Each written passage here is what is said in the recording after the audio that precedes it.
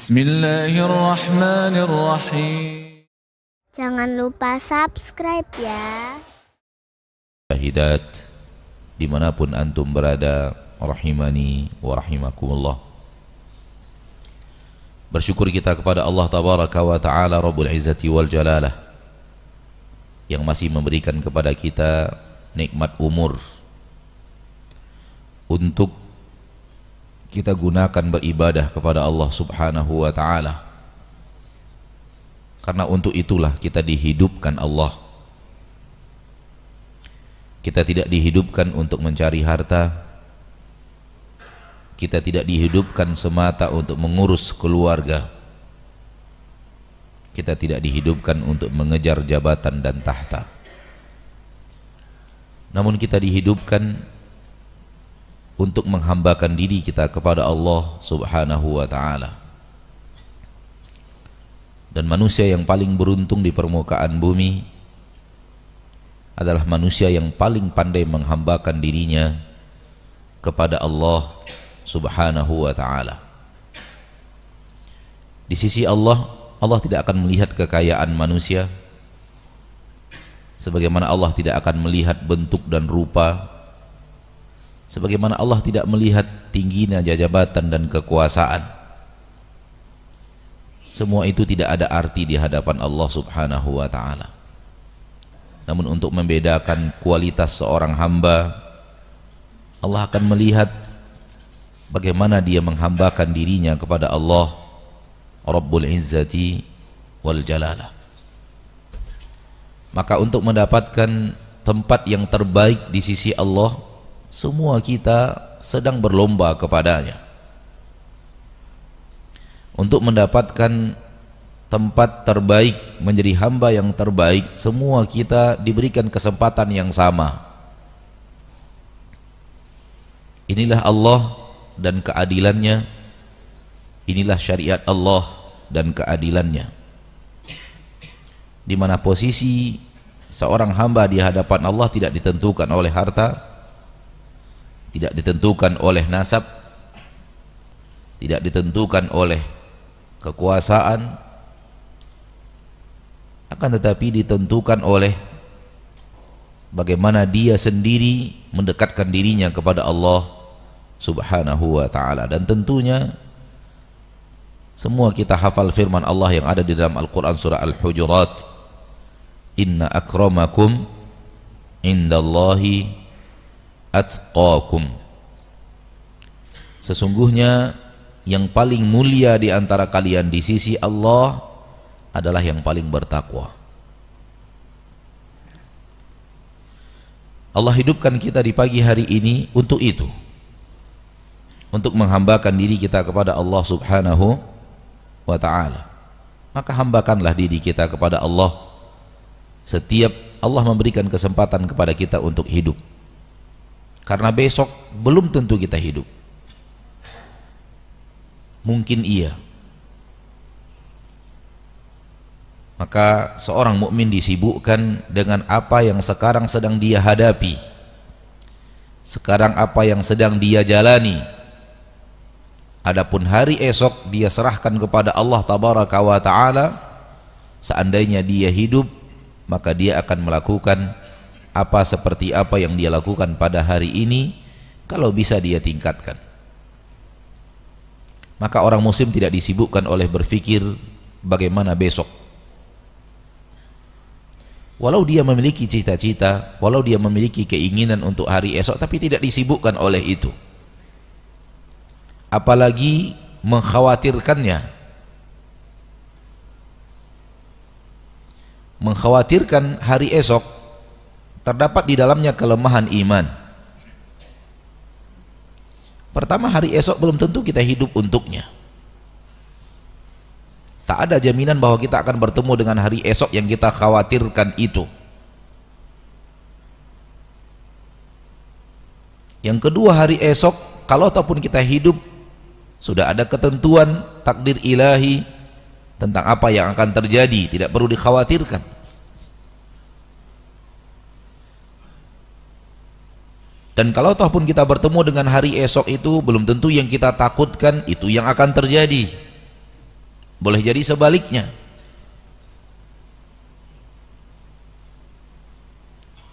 Maka orang yang khawatir dan takut apa yang akan terjadi di esok hari, maka dia memiliki kelemahan iman.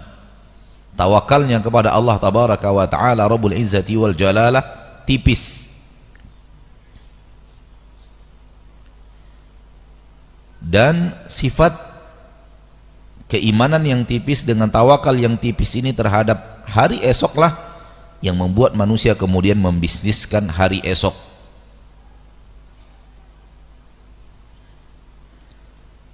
Berangkat dari manusia-manusia yang sudah sangat banyak yang takut hari esok.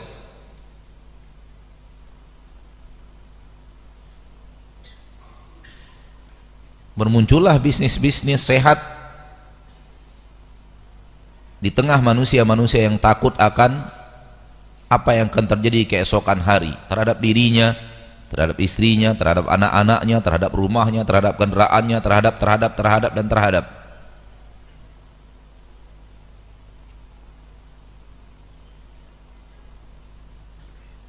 Ma'asyiral muslimin, ma'asyiral muslimat, rahimani wa rahimakumullah. Sekedar berusaha melakukan yang terbaik hari ini, itulah usaha dan kemampuan kita. Hari esok serahkan kepada Allah subhanahu wa ta'ala.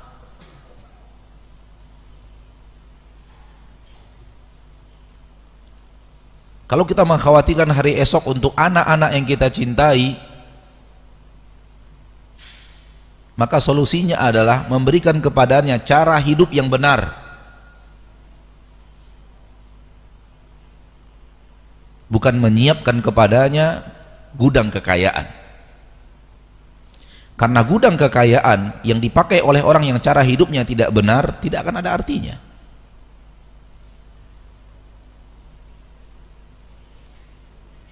Namun seminim apapun yang Allah subhanahu wa ta'ala takdirkan untuk anak kita ketika kita tinggalkan, ketika dia pandai cara hidup yang benar, maka dia akan bisa hidup dengan insya Allah dengan baik insya Allah ta'ala.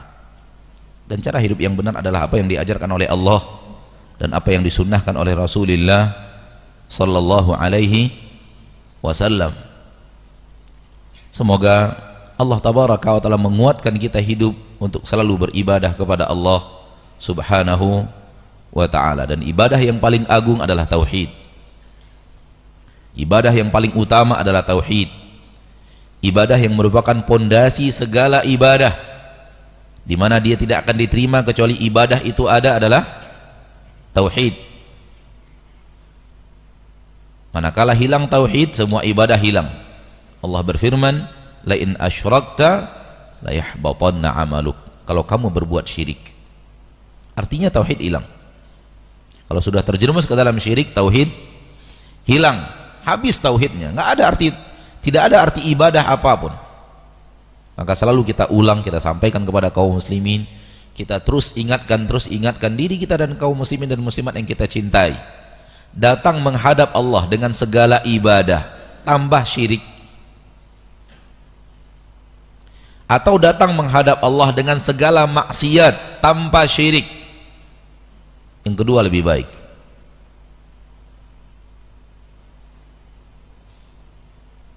Kita ulangi, menghadap Allah dengan segala ibadah namun tambah kesyirikan, hasilnya adalah nihil.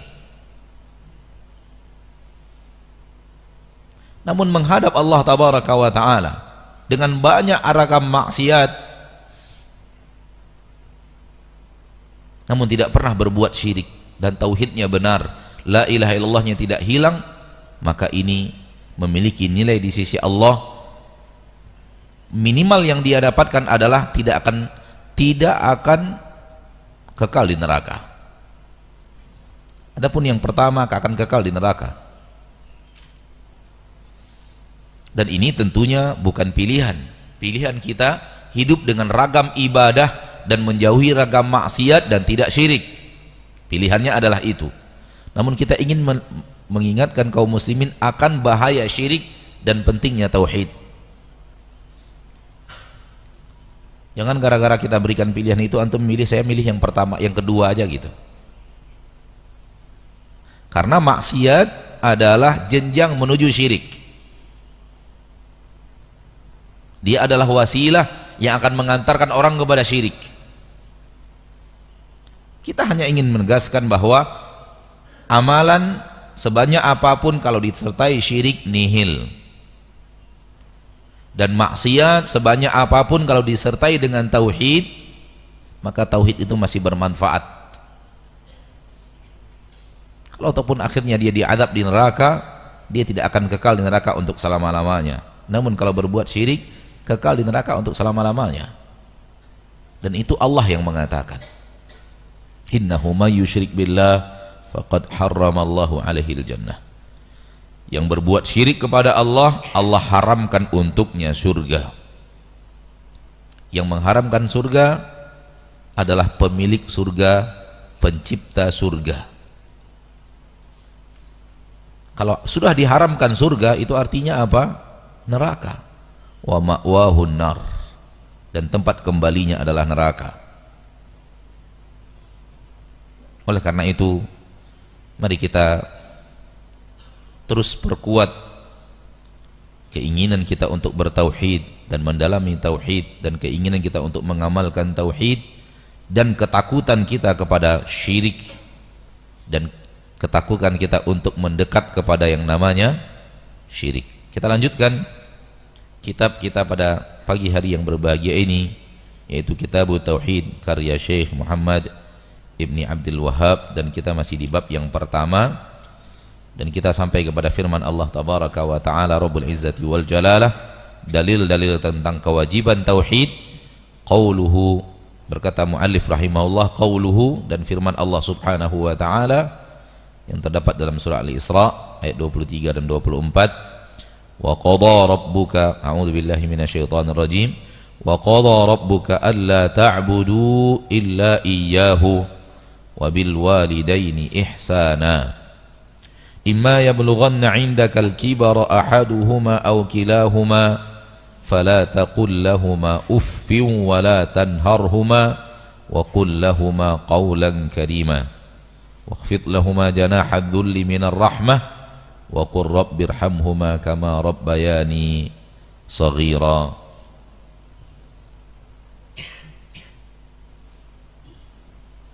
Yang artinya, dan Rabbmu telah membuat keputusan agar engkau tidak beribadah kecuali hanya kepadanya, dan ini dia tauhid. Wabil walidaini ihsana, dan dia juga telah membuat keputusan hendaklah engkau berbuat baik kepada kedua orang tuamu. Apabila kedua orang tuamu sampai kepada usia tua di sisimu, di dalam perawatanmu, dalam kehidupanmu, atau salah seorang di antara keduanya, fala taqul lahumā uff, jangan katakan kepada keduanya kalimat uff, kalimat kalimat yang paling minim untuk menyatakan tidak setuju. Wala tanharhuma, jangan menhardik keduanya. Wa qul lahumā qawlan karīmā, ucapkan kepada keduanya ucapan-ucapan yang mulia. Wakhfid lahumā janāha adh-dhulli minar rahmah, dan bentangkan keduanya untuk keduanya sayap kehinaan dari rahmat. Tawadhu kepada keduanya, rendahkan dirimu kepada mereka. Wa qur rabbirhamhumā kamā rabbayānī shaghīrā, dan katakan, wahai Rabbku, berdoalah kepada Allah, wahai Rabbku, rahmati mereka berdua, kama rabbayani shaghira, sebagaimana mereka berdua telah merawatku ketika aku kecil. Allah berfirman, wa qadha rabbuka alla ta'budu illa iyyahu wa bil walidaini ihsana. Rabbmu telah membuat keputusan Allah terbagi dua. Pertama disebut dengan keputusan syar'i, yang kedua disebut dengan keputusan kauni. Keputusan syar'i artinya Allah putuskan sebagai syariat.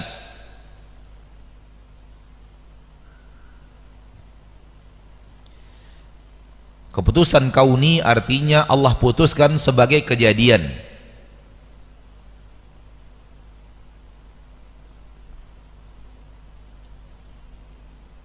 Dan kedua-duanya keputusan Allah.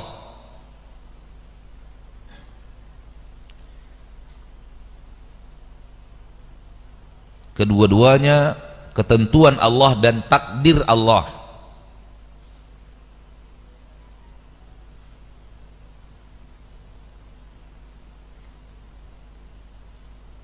Yang pertama syar'i, keputusan Allah yang syar'i sebagai syariat dan pasti dicintai Allah.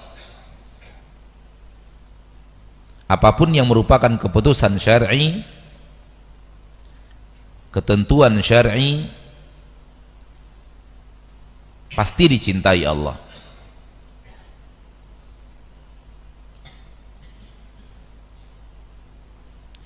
Adapun al-qadha'ul kauni, ketentuan kejadian, bisa dicintai, bisa tidak dicintai.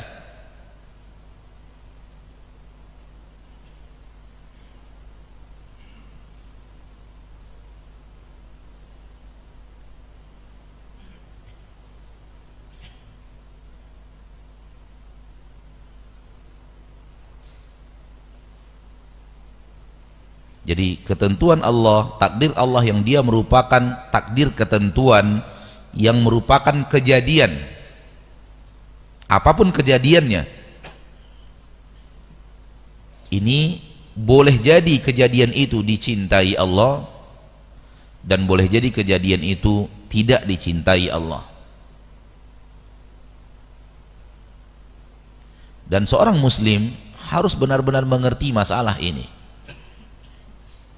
agar dia tidak menganggap kalau itu terjadi berarti Allah cinta.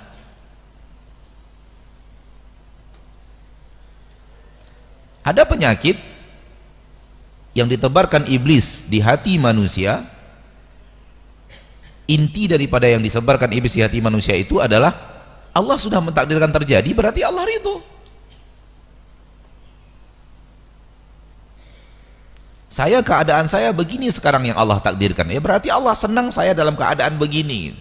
Allah sudah ridho ini terjadi. Ini batil. Karena dia berdalih akan ridhonya Allah dengan ketentuan kauni. Bagaimana memahami ketentuan kauni? Sebahagian dicintai, sebahagian tidak. Tak perlu repot-repot. Adanya Nabi Muhammad dan adanya iblis.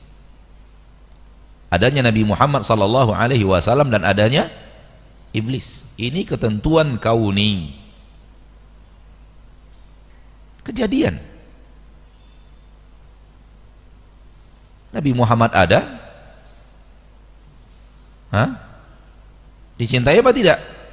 Sangat dicintai. Iblis ada? Dicintai apa tidak? Sangat dilaknat. Dan lakukan semuanya di bawah urutan ini. Adanya Abu Bakar dan Abu Jahal. Adanya orang yang salat dan tidak salat. Adanya orang yang berbakti dan durhaka. Adanya orang-orang yang rajin baca Quran dan yang rajin nyanyi aja melulu kerjanya. Adanya orang-orang yang duduk di majlis-majlis Al-Quran dan hadis, dan adanya orang-orang yang duduk di majlis ghibah, namimah, fitnah. Ini ketentuan kauni. Tidak boleh di dalamnya dengan adanya kauni berarti maknanya dicintai Allah. Enggak boleh, harus larikan kepadanya, kepada ketentuan syar'i. Apa itu ketentuan syar'i? Ketentuan syar'i sesuatu yang dicintai oleh Allah, yang Allah terangkan di dalam syariat.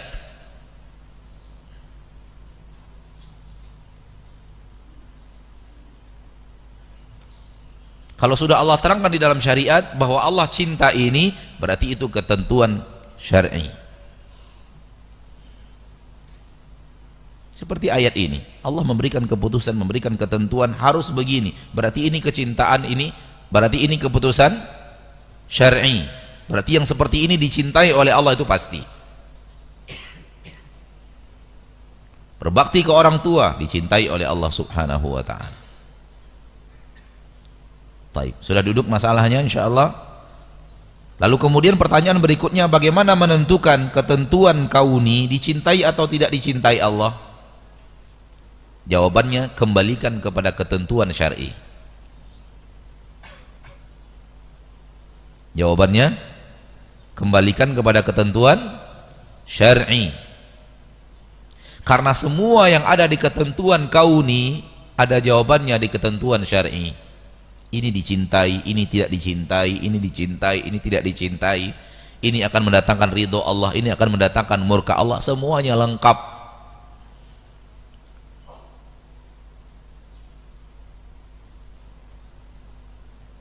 Maka orang yang mengembalikan ketentuan-ketentuan kauni kepada ketentuan syar'i, dia akan tahu, oh ini yang saya lakukan sekarang dicintai Allah, saya harus berada di atasnya dan jaga ini supaya tetap saya kerjakan. Oh ini dimurkai Allah, harusnya saya berhenti dan saya tinggalkan. Salah satu yang membuat orang berlaku syirik, bertahan di atas kesyirikannya, dalilnya adalah ketentuan kauni. Di dalam sebuah ayat Allah berfirman,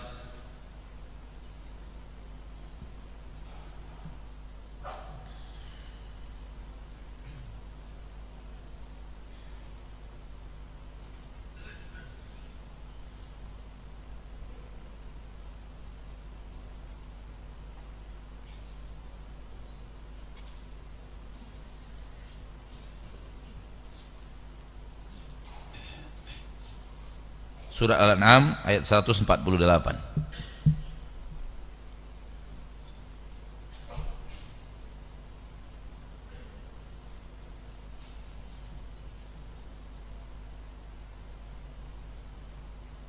Surah Al-An'am ayat 148.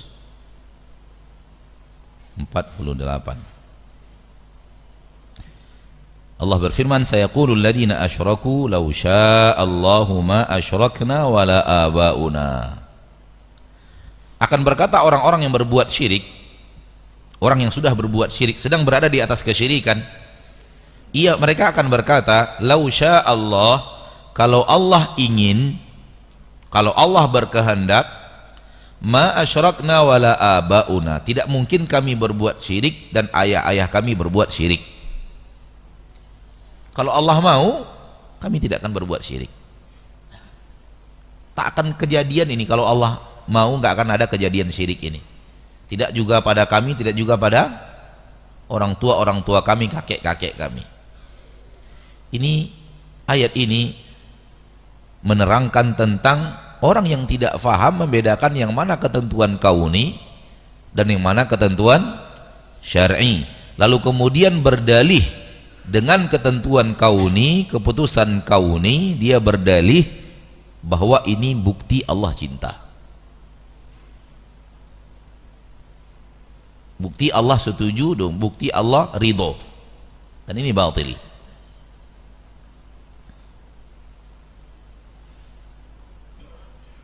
Karena ridho atau tidak ridhonya Allah sudah ditentukan. Kembali kepada ayat, wa qadha rabbuka alla ta'budu illa iyyahu wabil walidaini ihsana. Rabbmu telah memberikan keputusan bahwa agar jangan engkau beribadah kecuali kepadanya, tauhid. Kita sudah bicarakan pada pertemuan kita yang lalu yang pertama bahwa ketika Allah memerintahkan beribadah hanya kepadanya, di dalamnya perintah untuk tauhid dari dua bab, dari dua cara penilaian. Cara penilaian yang pertama bahwa Allah memerintahkan kita kepada ibadah dan puncak ibadah yang paling afdal adalah tauhid. Yang paling utama adalah tauhid, bahwa bahkan dia pondasi seluruh ibadah lainnya. Maka perintah untuk beribadah adalah perintah untuk bertauhid di level nomor 1.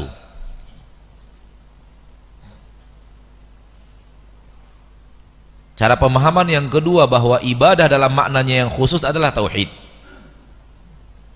Ibadah dalam maknanya yang khusus adalah tauhid. Kalau dalam makna umum semua ibadah, sampai senyum adalah ibadah, pakai sendal sebelah kanan duluan adalah ibadah, melepasnya sebelah kiri duluan adalah ibadah, masuk toilet kanan duluan apa kiri duluan?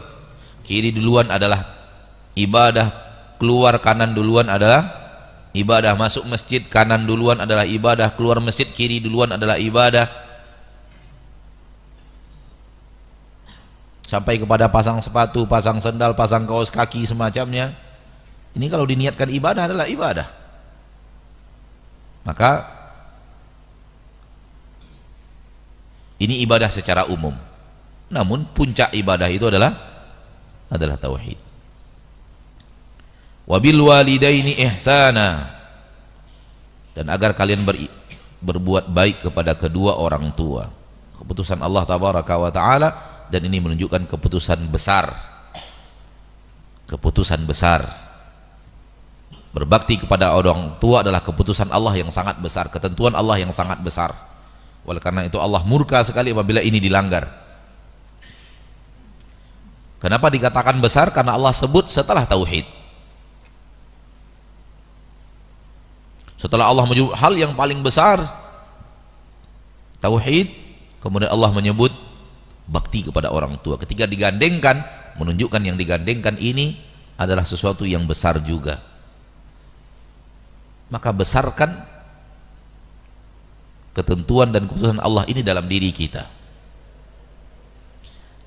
Allah lanjutkan, imma yablughanna indakal kibar ahaduhuma aw kilahuma, apabila salah seorang atau keduanya sampai kepada usia senja, usia tua di sisimu, fala taqul lahuma uffin wala tanharhuma, jangan lakukan kepadanya perkataan sedikit yang paling kecil yang menyakitkannya, atau pekerjaan yang paling kecil yang menyakitkannya.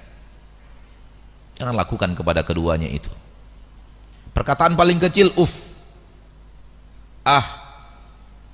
mendecak, misalnya orang tua kita menyuruh kita sesuatu lalu kita, betul itu bahasa Indonesianya mendecak itu? Apa? Mendaceh bahasa Indonesia itu. Anak bahasa Indonesia yang anda tanyakan?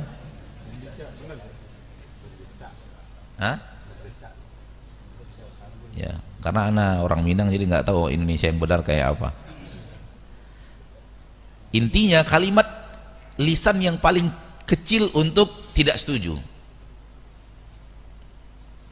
ini tidak boleh, apalagi yang lebih daripadanya. Dan juga tidak boleh sikap yang paling kecil, perbuatan yang paling kecil yang membuat dia sedih, yaitu menghardik. Ini perbuatan sudah, yang tadi perkataan, yang ini perbuatan. Yang paling kecil tidak boleh, apalagi yang lebih besar daripadanya. Kalau yang paling kecil dilarang, itu artinya yang paling besar, yang lebih besar daripadanya lebih dilarang lagi. Wa qul lahuma qawlan karima, dan ucapkan kepada keduanya perkataan-perkataan yang baik, yang mulia, yang indah. Waqfid lahuma janahadzul, bentangkan kepada keduanya sayap kehinaan. Maksudnya hinakan diri